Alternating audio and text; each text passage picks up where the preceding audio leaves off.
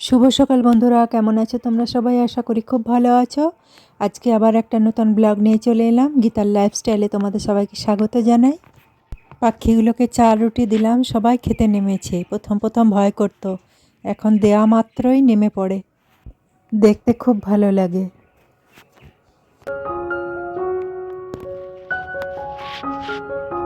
তারপর স্নান পুজো সেরে চলে গেলাম রান্নাঘরে। এখানে সোয়াবিনগুলো ভেজে নিচ্ছি, পটলের সঙ্গে দেব। পটল সোয়াবিনের তরকারি হবে।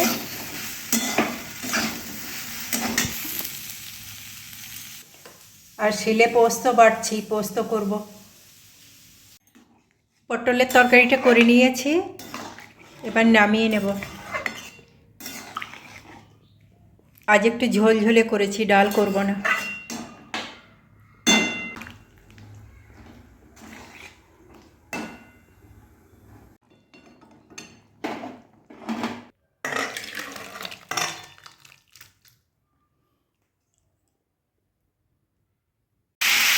আজকে করছি কুমড়ো পোস্ত। কুমড়োটাকে ভেজে নিচ্ছি।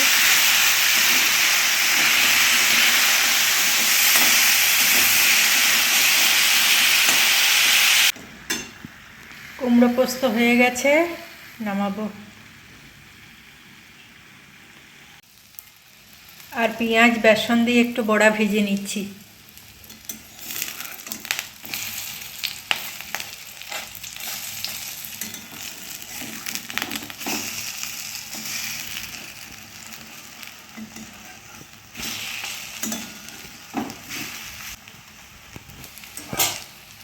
ভাত রান্না কমপ্লিট হয়ে গেছে। পটল সোয়াবিনের তরকারি, কুমড়ো পোস্ত, বড়া ভাজা। ওরা বাবা ছেলেতে আগে খেয়ে নিয়েছে, তারপর আমি খেয়ে নিচ্ছি।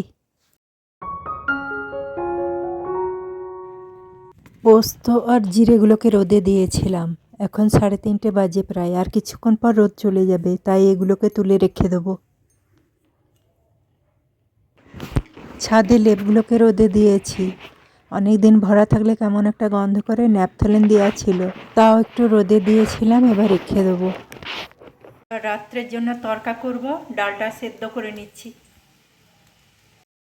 ডিনারের জন্য ডিম তরকা রুটি করে নিয়েছি। তাহলে বন্ধুরা, আজকে এই পর্যন্তই। আমার ভিডিওটি ভালো লাগলে একটা লাইক দিয়ে পাশে থেকো, আর চ্যানেলটিকে সাবস্ক্রাইব করে দিও। আবার দেখা হচ্ছে নতুন একটা ভিডিওর সঙ্গে। ততক্ষণে টাটা, গুড নাইট।